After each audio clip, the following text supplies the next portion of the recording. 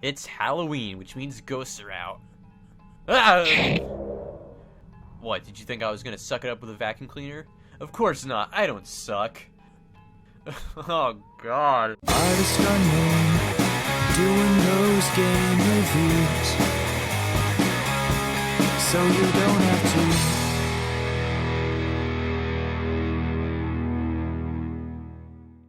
So originally I was gonna do Luigi's Mansion for Halloween, but that video would have been way too ambitious to get done in time, and I kinda lost motivation. And I've been so obsessed with the Mother series lately, so instead today we're gonna be looking at a game that was inspired by Earthbound. That game is Off. Off is an Earthbound-inspired RPG made in 2008 by French developer Mortis Ghost. It's also an RPG Maker game. Don't let that be a turnoff though, because it's pretty good. Wait, this is an RPG, am I really gonna have enough time to beat this? Let's see. How long does it take to beat Off? Wait, oh god, that sounds like a masturbation question. How long to beat up? Nope. Man, wording this to not sound like a masturbation question is gonna be hard. How long is Off? Yeah, that should... Oh, come on! The game starts off and we're immediately asked our name and gender. We're then told we've been assigned to a being called the Batter, and he has an important mission, to purify the world. Yes, in this game we don't play as the Batter, we play as ourselves, and we're just a guide for the Batter. Almost as if we're playing a video game or something. In fact, a few characters in the game are well aware that they're in a video game. Off pretty much takes breaking the fourth wall and turns it up to 11. We're not entirely alone in our quest though. We must find the one known as the Judge for more information. We're released into Zone 0 and our journey begins. We find ourselves in this little bit of land surrounded by what I'm going to assume is water, and we're immediately told how to control the Batter, by the Batter himself.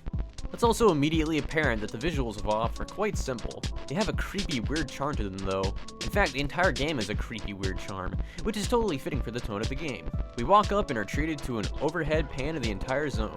Boy, this place is smaller than my... Oh hey, a cat! The cat thinks we're a figment of his imagination because apparently there cannot be any other living beings in Zone 0. He decides to introduce himself anyways, and oh hey, it's the Judge! Well, that was quick. Only had to walk a few feet and there he is. The Judge wants to know our name, and no, he wasn't referring to the Batter, he wants to know the name of the puppeteer controlling the Batter, as in us. Me. I'm now a character in this game, oh god. The Batter introduces us, because apparently we can't talk. How do we communicate then? The Judge is delighted to meet us and help us out. He is a cat after all, and we all know what cats are the best at. Kitty, be quiet. Cat! Shut up! But no, that's not the kind of help we need, and the Batter knows it. The Batter says he has a sacred mission to purify the world, and the Judge agrees to serve as our guide. Man, if the Batter needs us as a guide, and we need the Judge as a guide, I think the world's pretty at this point. The Batter thanks the Judge for his help, and the Judge then appears to walk toward a door, and then just kinda teleports, I guess. Well, might as well follow him. Huh. Well, he's definitely not in here. What an odd pattern on the wall. This must be some sort of clue for a puzzle or something. Better write it down! So yeah, we exit the room and open this chest, because of course we would. We're a hoarder and we need everything we can get. Also, we can now see that the Judge is going up these ladders here, so let's follow him. The Judge once again asks us if we're real or not, and the Batter isn't entirely sure, but it's good enough. The Judge explains how he was sure this was an empty land since he's been the only one here. There are other zones though, which are apparently quite dangerous. I'm sure we'll do fine though. And then the Judge offers to teach us about combat. You don't really need to though, because the combat's pretty simple. The battle starts off and you have the options of attack, auto, and flee. Attack allows you to carry out the battle manually, which, you know, is good, because you're actually playing the game, and you can use your own strategy. Auto is if you want to just kick back and watch your party destroy everything, which is useful when you just want to get through an area and are tired of running into the same enemies over and over, and flee does nothing because running is for cowards. Selecting attack brings us to a more traditional looking battle menu. We now have the options of attack, competence, objects, flee, and row. Attack is just a basic attack. The amount of damage dealt depends on the weapon we're using. There are no combos and critical hits are random. And there's not even any visual flair when you get a crit. Again, it's very basic. This does mean that a lot of the battles go by pretty fast though, and you can easily automate it without worry. Competence is our magic, or psychic abilities since this is an Earthbound-like. Right now we only have wide angle, which lets us see information about the enemy, but we'll get a lot more later on. Objects lets us use our items, and thankfully there aren't individual inventories for each character, so anyone can use anything at any time. Also, it seems like there's no limit on how many items you can carry, which is good because I must have everything! Flee lets us run, but apparently only the batter is capable of this from his own menu. Huh, I wonder what happens if you do end up fleeing. Huh. And finally, row lets us rearrange the order the party is standing in. Wow, so useful. We also see our stats. We have the character's name, what their current status is, which normal is pure, and their HP and CP. It stands for competence points, not child points. Anyways, we go through the combat tutorial and do everything the judge says, and then he teleports again. Why can't I do that? We then go up the next ladder, down a hole, and find ourselves in another room. This time there's barriers blocking the exit. And now we learn about puzzles. Yeah, an Earthbound-like with puzzles. That's pretty cool, because that's something the Mother series doesn't really have. Most of the puzzles are pretty simple, do things in the right order puzzles, but there are some that are more challenging. Oh my god! We activate the blocks in the order indicated on the wall, and the barrier goes down. Woo. In the next room, the puzzle is a bit more difficult, but it's the same thing. Activate the blocks in the right order, and boom, barriers are gone. Something interesting about this puzzle, though, is that it shows us that some blocks can be activated more than once, as we have to hit the second block 2 times. We go through the door, and oh god, there's another puzzle. And there's no clue! The judge doesn't seem to care though, as he just goes to his bowl and starts eating. And now we're left to figure this out on our own. How are we supposed to do this without a clue though? Wow, what terrible design! But no, there is a clue. Remember that first room that we went into where we thought the judge had gone? Remember what was on the wall? That's the clue! And so we activate the blocks in the right order. C is the lone block down there, by the way. And this single barrier goes down. We walk through the door and see another tiny stretch of land containing a red floating box. Before we can get too far though, the judge stops us to explain what this is. This thing completely restores our health and competence points, and acts as a save point. The red ones also let us return to the nothingness, aka the hub world. We go to the nothingness and are greeted by this weird and kinda creepy place that isn't quite sure if it's the world map, and we enter Zone 1. We enter Zone 1 and it's raining. We go up this path and find a train, and some people to talk to. Oh god, they're so creepy! It's clearly the only thing we can do though, is to go on the train, and it's only got one destination at this point, so we might as well go.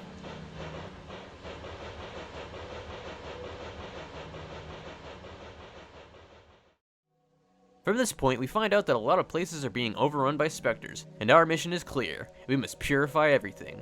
The first place we must purify is this mine. Normally, people aren't let down there, but someone said they saw the leader of the specters in an old annex tunnel that no one uses, so we're allowed to go down there to deal with it. All that's down there, though, is the judge, and an add-on. Add-ons are our party members. They are add-ons, literally. Now, this isn't any normal mine, it's a smoke mine. Why smoke? Because it's one of the 4 elements. Those 4 being smoke, metal, meat, and plastic. There's also a 5th element, sugar, but I'm getting ahead of myself. So we exit the tunnel, tell a guy there was no specter down there, and we're let into the full mine. The batter calls for the specters to come out, and boy do they come out! We're surrounded! And now we get our first real taste of combat. Despite being surrounded, this battle is pretty easy, especially with 2 party members. Also, this is a good time to note that you can choose to have an active battle system or a waiting battle system. From what I can determine, waiting makes it so enemies can't attack until your party has finished all their turns, so that's good, makes strategizing less stressful. It's set to active by default, but you can change it from the menu, outside of battle. After the battle, the batter realizes the add-on is fighting alongside him. Cool. And now it's time to purify the rest of this place.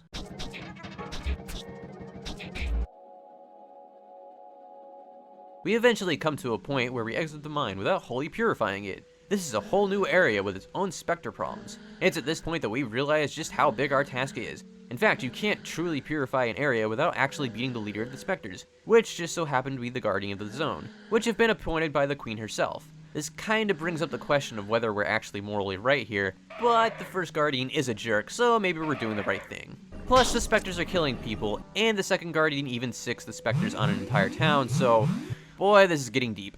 So yeah, this is a metal farm, and there's specters in the barn. We learn about the second element, metal, and how it's extracted from livestock. And then we go kill some specters, and get a glimpse at the first guardian, Deedon. After this, we head back into the mines as we can now explore further.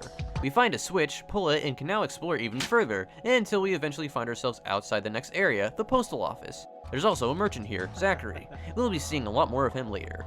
Turns out this post office is also overrun by specters. Our main way of traversing the post office is this elevator, where it's noted that the 0th floor is where we're at, the 1st floor is the ground floor, the roof is the 99,999th floor, and the postal service is somewhere in between. The postal service is where the specters are coming from, so we definitely want to get there.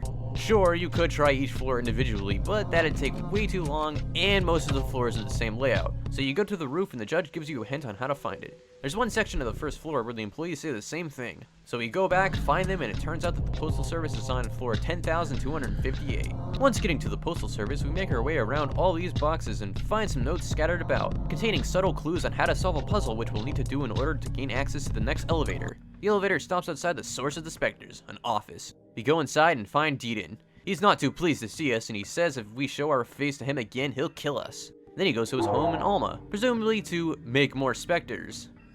That was a masturbation joke, guys. Did you get it? Guys. Anyways, it's clear now that Deedon is in fact our enemy. Why else would the specters be coming from his office? So we follow him to Alma and try to kill him. Alma is a short area. It's mostly just puzzle solving with some combat to gain access to the puzzles. We're also introduced to the pedalo here, which is some kind of goose looking thing which we can use to traverse on the liquid plastic. After we solve all the puzzles, we find ourselves in Deedon's office, and he is not happy. And then we kill him. He doesn't believe it at first, but he falls. And then stuff happens. Is it good stuff? I don't know. We're then teleported back to the nothingness and have access to Zone 2. You actually can go back to Zone 1, and all the color is gone as well as all the citizens. There's also insanely difficult enemies around, so I'm assuming we're not supposed to come back here right now. From this point on, the format is basically the same. Find out the zone is overrun by specters, learn about the various elements produced in the zone, solve some puzzles, talk to creepy locals, and beat the area's guardian. Zone 2's areas are a bit more interesting. In the center is a library where the outside looks completely the same, aside from markings on the wall depicting the cardinal directions. There's also a mall where Zachary has a shop. In the basement of the mall, we find the judge again, admiring some advertising. He tells us of his brother, Valerie, and says we should find him. More on that later, though. The next area is an amusement park, which apparently Zachary owns. This place is pretty funny, plus there's not a lot of combat. It's a nice little break. The final area is the residential area, where we don't get to stay long, because the area's guardian unleashes specters upon the people and we gotta deal with them quick. Also, it turns out the area's guardian is a cat, or so it seems. That's not just any cat though, that's Valerie. It appears they think they are the guardian. Or do they? Is something else going on? Yes. The judge heard that a cat was spotted on the roof of the library, so he follows us there. And then we find out that it is in fact his brother, but he is being possessed by the true guardian, Japhet. And now it's boss time. Japhet is pretty menacing, but falls easily when bombarded with our strongest attacks. The battle ends and we're back in the nothingness, ready to go into Zone 3. We enter Zone 3 and it's a little different. We find Zachary masquerading as the judge, because I guess he's grieving over the loss of his brother. So Zachary is acting as both a merchant and our guide here. Despite there being a cool pseudo 3D sequence where we fall down a smokestack, Zone 3 is my least favorite zone. The puzzles are more difficult, which is fine, but they're difficult to the point of being annoying. Take the very first puzzle, for example. You get a stamped note that you can only use in the area where you need it. Makes enough sense. When you look at it though, it's a little hard to decipher it. There's markings on the floor and markings on the note are stamped. Walking almost anywhere in the room will trigger a fight with specters. My first guess was that the stamped places were areas in which the specters were, so you just gotta work your way around them. Admittedly, it was idiotic of me to think that, because again, most of the room is filled with specters. It turns out that the stamped marks indicate the only safe path to walk. There's 3 stamp colors, 2 of them starting with 1 and going to 2 and so on. There's another one that starts at 6, but right across from the 6 is a 5 of a different color, and sure enough, that is another path. The problem is, though, that it's a little difficult to determine which squares are actually represented by the stamped note, cause it's not entirely to scale. The only real annoying thing here is that if you veer off the path, you'll end up in a battle with a bunch of specters, and then get teleported out of the room. This is especially annoying when you're using a controller and the controls spaz out and cause you to walk into an unsafe square. Aside from this though, the puzzle is pretty straightforward, unlike the puzzle in Area 4. There's a controller on a table in a room where if you look at it, it wants you to insert a password. In another room, there's a note on a table which you can't read, but you can push the table into the wall. Turns out you push the table into the next room where you can read the note, and on the note is 4 X's and the names of important characters with letters in their names highlighted in red. Clearly this has something to do with the password, but what exactly? Well, if we keep exploring, we'll find Zachary, who will give us a hint if we give him a music box. Upon doing so, he tells us to look in the game's README file, and sure enough, the code is there. However, it's not entirely clear how to properly input the code. Sure, the directional buttons are clear, but what buttons on the controller act as the letters of the code? Well, there's that piece of paper that had the same letters highlighted, and it turns out that the X's are placed in the same way as the buttons on the controller, so you kinda have to look really hard to figure it out. It's very tedious. After finally inputting the code, some stairs open up, allowing us to go down. We then find ourselves in a corridor with a bunch of notes on the wall. Notes that all tell us we're not supposed to be here. We make our way further in and find ourselves in front of the third guardian, Enoch. He tells us some stuff about the world, which once again makes us question whether what we're doing is right, but the batter doesn't care. It's time to purify him. Shortly after the battle starts though, the batter determines that beating Enoch will be impossible, and for once decides the smart thing to do would be to take the coward's way out and flee. And now we're on the run from Enoch. We have to navigate around this room, which is kinda hard to do with a controller, so time to switch to the keyboard. Once we make our way out, we find the path to the right is blocked, and when we go out, all the color is drained from this room. We then make our way back to the train station and Enoch bursts through the floor. He's tired himself out though from the chase, so now we have a shot at beating him. And we do. And now we have access to the final zone, the room. And now the game really gets weird. Like, weird. I mean, just look at this. What the f is this? And now we come to the end of the game. I don't really want to spoil much because this is definitely a game that you should play for yourself, but just let it be known that you have to traverse this set of rooms a few times, doing various things, solving various puzzles of varying annoyance, while finding out more about the history and purpose of the world along the way. Eventually, you find yourself at the very end, right outside the door to the Queen, where you can talk to Zachary and save one last time. I don't want to spoil the end, but it is good and it really does make me question a lot of things. And yes, there are multiple endings. Are either of them happy endings? I'll leave that up to you to find out. Spoilers, neither are happy. I honestly didn't know what to expect with Off. I was expecting a short, creepy, and weird little RPG with funny dialogue and some darker edge. And it is that, but so much more. Overall, Off is pretty good. I'm not sure if I'd say it's great, because a lot of the puzzles are annoying, and gameplay is simple, but the music is good, the visuals are charming, albeit simple, and the story and dialogue are very well written, leaving me to question a lot about what happened and what I'm doing. And that's that. Sorry there's no amazing end gag this time, or hardly any animation at all, but this one had to be rushed for many reasons. But hey, that has nothing to do with Off. Speaking of which, I think I'm gonna go beat Off for the third time today. And you should too. Wait. Fuck!